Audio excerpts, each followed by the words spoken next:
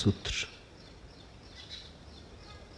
इंद्रियत्थे विवज्जिता सज्जायं चैव पंचः तम मुक्ति तप्पकारे उवत्थे इरियम रिये। साधारणतः मनुष्य इंद्रियों के विषय भोग के चिंतन में लीन रहता है। 5 इंद्रियां हैं, इसलिए महावीर कहते हैं 5 ही मनुष्य के चिंतन के विषय। इंद्रियों के विषय तथा 5 प्रकार के चिंतनकारी को छोड़कर केवल गमन क्रिया में तन्मय हो, उसी को प्रमुख महत्व देकर उपयोग पूर्वक, जागृति पूर्वक चलना चाहिए। जो हम कर रहे हैं वो हम शायद ही मनपूर्वक करते हैं। जो हम करते हैं यंत्रवत करते हैं। मन और 1000 काम करता है। जैसे राह पर चल रहे, शरीर तो राह पर होता है, मन न मालूम कहीं और। हो सकता है घर पर हो, दुकान पर हो, मंदिर में हो, लेकिन एक बात सुनिश्चित है कि वहां नहीं होगा जहां तुम हो। जिस दिन मन वहां हो जाए जहां तुम हो, उसी दिन आत्मबोध का प्रारंभ होता है।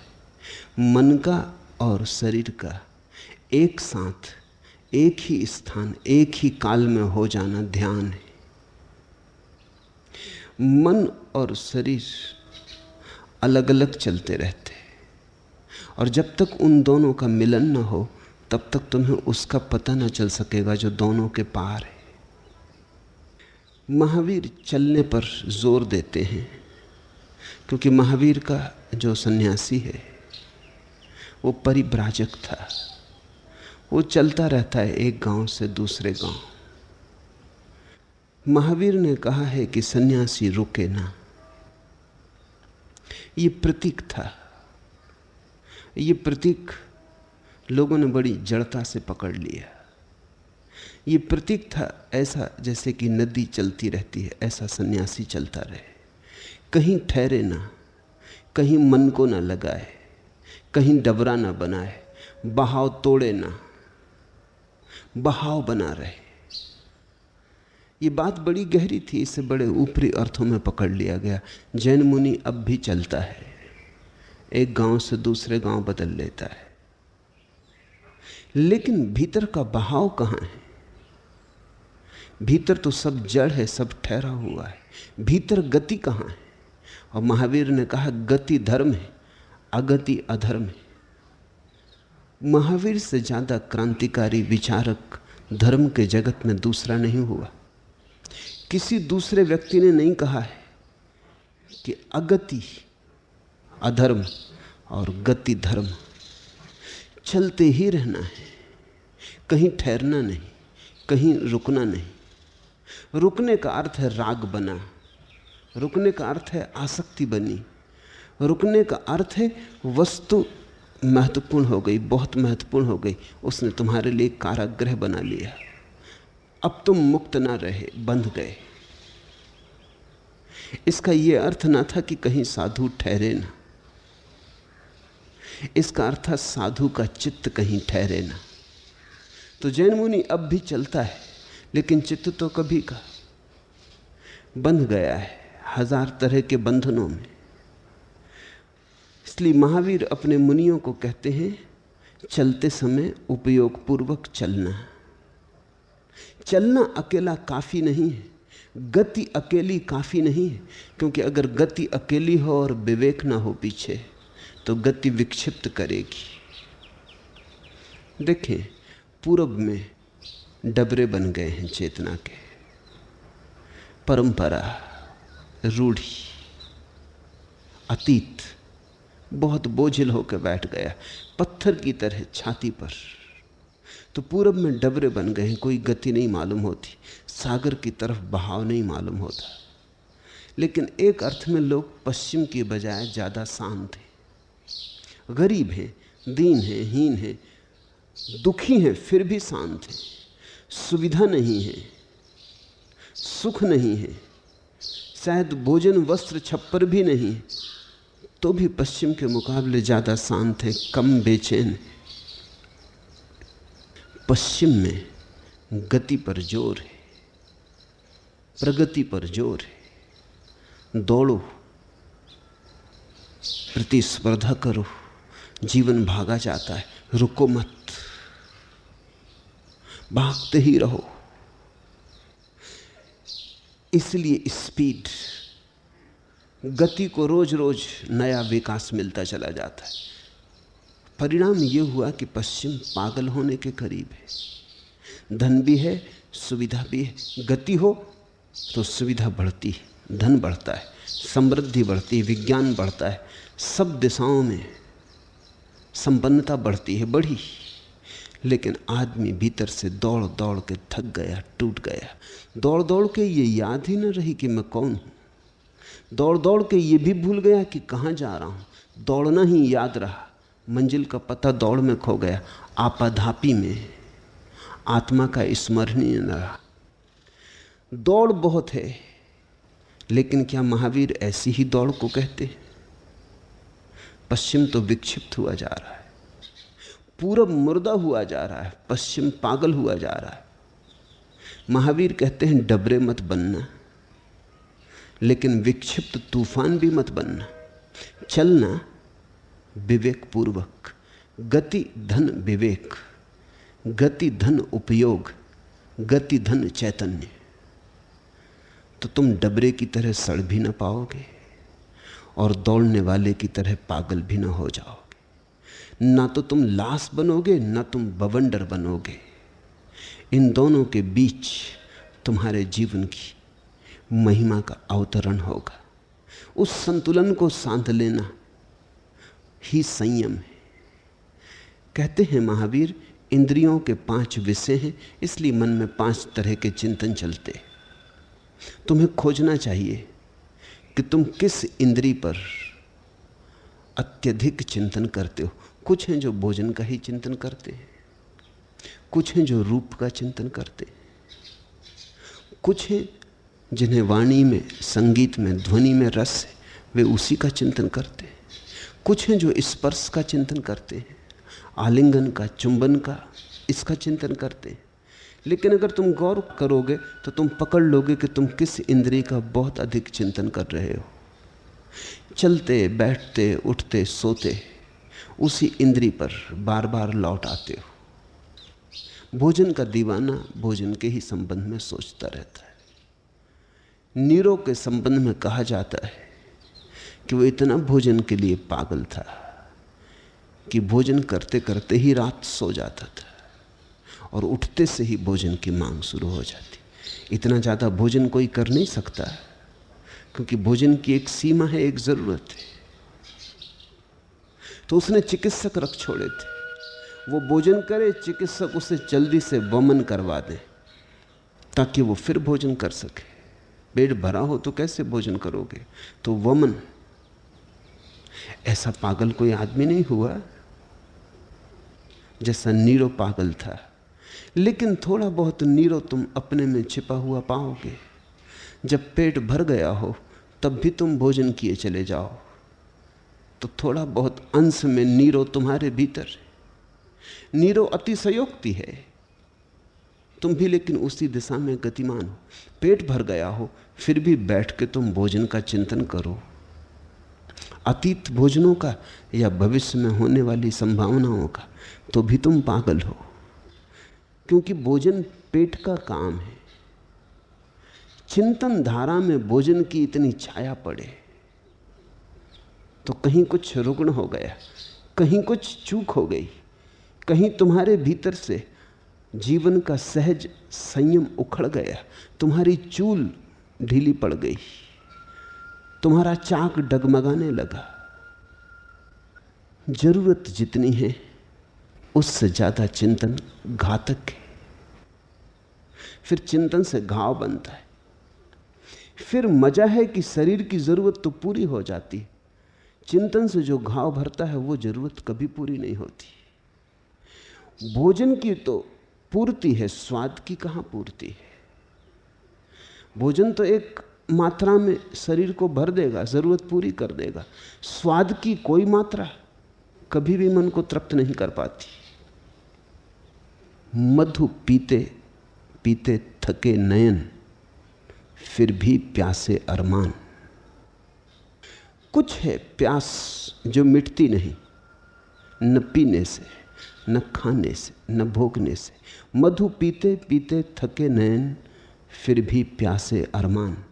जीवन में मधु, मधु में गायन, गायन में स्वर, स्वर में कंपन, कंपन में सांस, सांस में रस, रस में विष, विष मध्य जलन, जलन में आग, आग में ताप, ताप में प्यार, प्यार में पीर, पीर में प्राण, प्राण में प्यास, प्यास में तृप्ति, तृप्ति का नीर।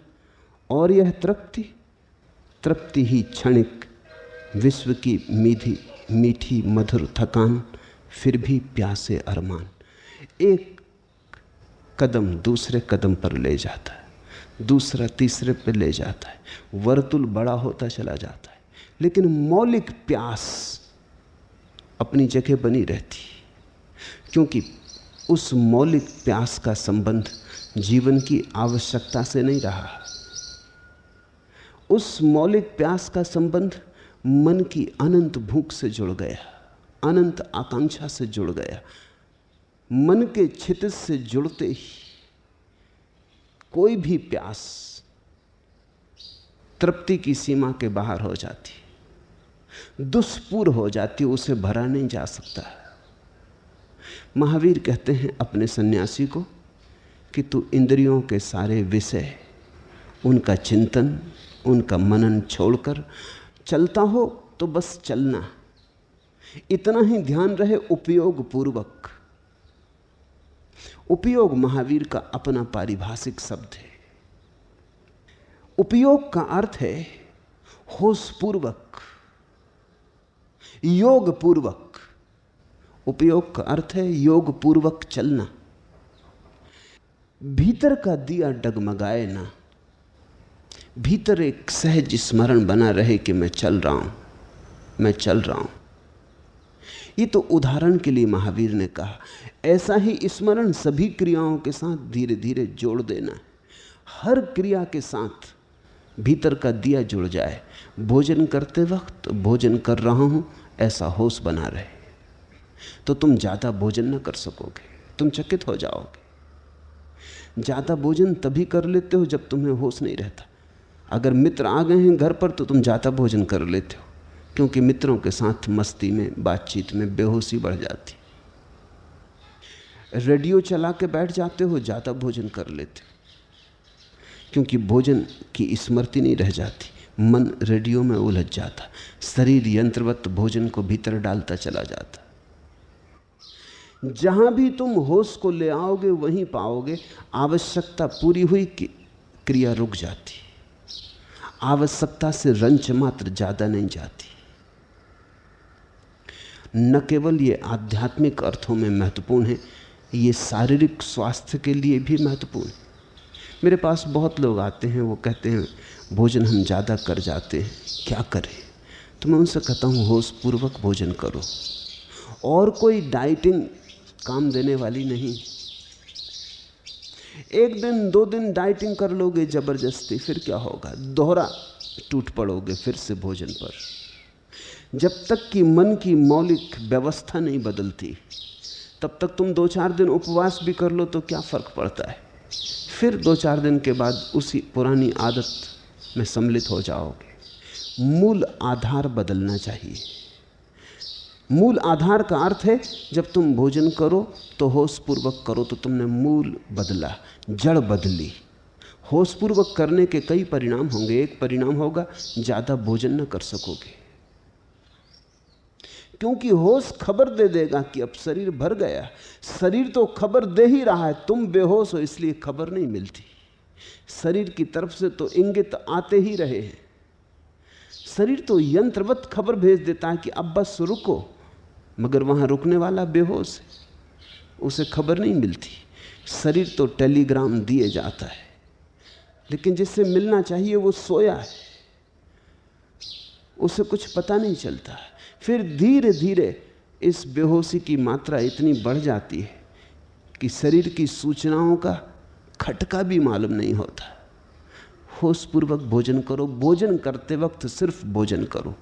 उस समय न बाजार की सोचो, न व्यवसाय की सोचो, न राजनीति की सोचो, न धर्म की सोचो। उस समय कुछ सोचो ही मत। उस दिन तुम्हारा सारा उपयोग, उस क्षण तुम्हारा सारा बोध भोजन करने की सहज क्रिया में संलग्न हो। तो पहली बात, जैसे ही शरीर खबर देगा रुकने का क्षण आ गया, वो तुम्हें सुनाई पड़ेगा। दूसरी बात, अगर तुम होशपूर्वक भोजन करोगे तो ज़्यादा चबाओगे। बेहोशी में आदमी सिर्फ किसी तरह धकाया जाता अंदर। जब तुम ठीक से चबाते नहीं तो अतृप्ति बनी रहती, रस उत्पन्न नहीं होता। शरीर में भोजन तो भर जाता है लेकिन प्राण नहीं भरते। शरीर में भोजन तो पड़ जाता है लेकिन ये भोजन पचेगा नहीं, ये मांस मज्जा ना बनेगा। इसलिए शरीर की ज़रूरत भी पड़ी रह गई, भोजन भी ज़रूरत से ज़्यादा भर दिया और शरीर की ज़रूरत भी पूरी ना हुई, तो तुम दो अर्थों में चूके। अगर होशपूर्वक भोजन करोगे, इसलिए समस्त धर्म शास्त्र कहते हैं भोजन करते समय बोलो मत, बात मत करो, क्योंकि बात तुम्हें हटाएगी, चुकाएगी। भोजन करते समय सिर्फ भोजन करो। भोजन करते वक्त भोजन को ही ब्रह्म समझो। इसलिए उपनिषद कहते हैं अन्नम ब्रह्म। और ब्रह्म के साथ कम से कम इतना तो सम्मान करो कि होशपूर्वक उसे अपने भीतर जाने दो।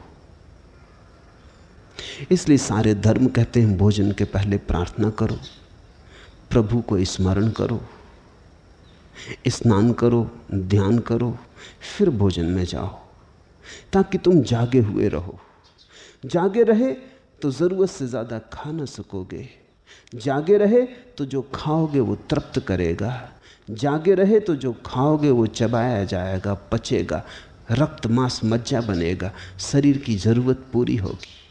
और भोजन शरीर की ज़रूरत है, मन की ज़रूरत नहीं। जागे हुए भोजन करोगे तो तुम एक क्रांति घटते देखोगे कि धीरे धीरे स्वाद से आकांक्षा उखड़ने लगी।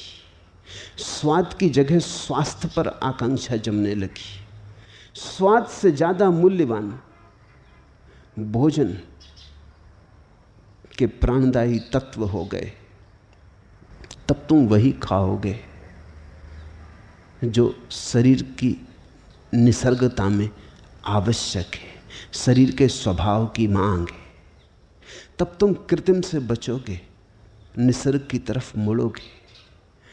महावीर कहते हैं इस उपयोग की क्रिया को हर क्रिया से जोड़ देना है। स्नान करो तो उपयोग पूर्वक, सुनो तो उपयोग पूर्वक। जैसे मुझे तुम सुन रहे अभी,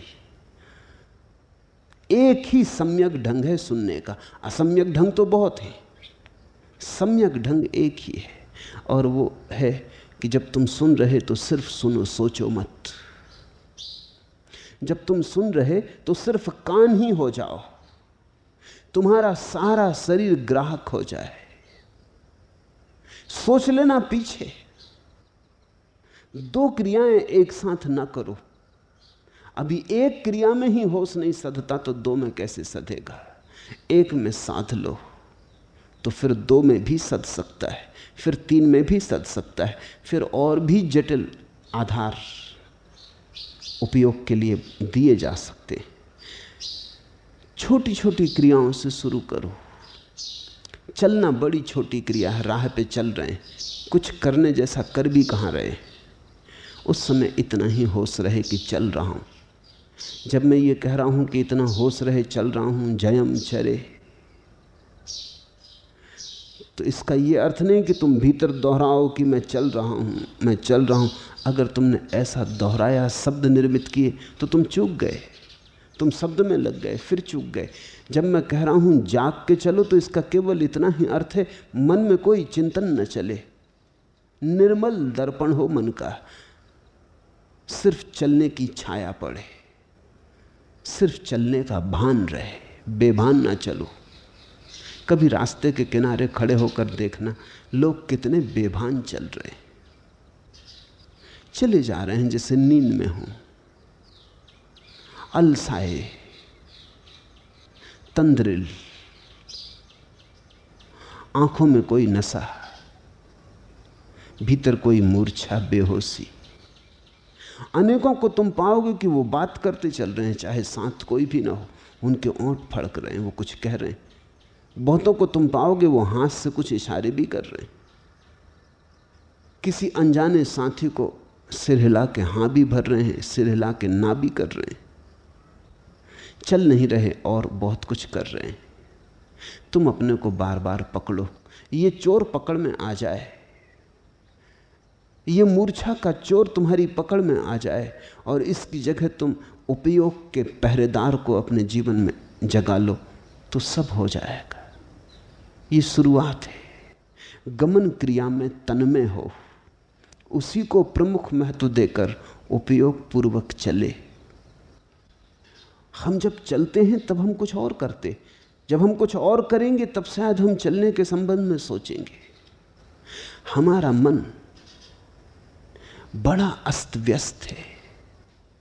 कभी साहिल पर रहकर शौक तूफानों से टकराएं, कभी तूफान में रह के फिक्र है साहिल नहीं मिलता। किनारे पे होते हैं तो तूफानों में टकराने की आकांक्षा पैदा होती, तूफानों में उलझ जाते हैं तो साहिल पे पहुंचने की, किनारे पे पहुंचने की अभिप्सा होती। कभी साहिल पर रहकर शौक तूफानों से टकराएं, कभी तूफान में रहकर फिक्र है साहिल नहीं मिलता। ऐसे तुम जहां नहीं हो वहां होते हो, जहां हो वहां नहीं होते। पकड़ो अभी, यहीं हो, पूरे पूरे यहीं हो, इस क्षण में तन में हो या मन कहीं और भी जा रहा है। मैं जो कह रहा हूं अगर तुम उस पर सोचने भी लगे तो चूके, क्योंकि सोचने का अर्थ है तुम या तो अतीत में गए, पहले तुमने कुछ सुना होगा, पढ़ा होगा, सोचा होगा, सार संपदा है तुम्हारे विचारों की, उसका तुम मेल ताल बिठाने लगे। जो मैं कहता हूं ठीक कहता हूं, जो मैं कहता हूं तुमसे मेल खाता, तुम्हारी स्वीकृति है या नहीं है। या तुम आगे निकल गए, मैं कह रहा हूं जाग के चलो, तुम सोचने लगे अच्छा कल सुबह से जाग के चलेंगे, तो भी चूक गए, तो भी भूल हो गई। तुमने तय कर लिया मन में कि ठीक है अब ये बात समझ में आ गई है, अब जाग कर ही काम करेंगे, तो भी चूक हो गई। तो भी तुमने जाग के ही नहीं सुना, तो जाग के तुम चलोगे क्या। तो जैसे जैसे तुम पाओ कि मन छिटक छिटक के भागता है, पारे की तरह पकड़ो कि छिटक छिटक जाता है, इधर से पकड़ो तो दूसरी राह खोज लेता है। मगर अगर तुम समझपूर्वक मन का पीछा करते रहो तो एक दिन ऐसी घड़ी आती है कि मन ठहर जाता, रुक जाता क्षण में, स्थिर। गीता उस स्थिति को परम स्थिति मानती।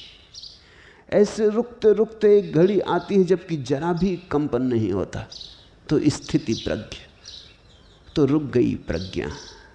महावीर उसको ही उपयोग कहते।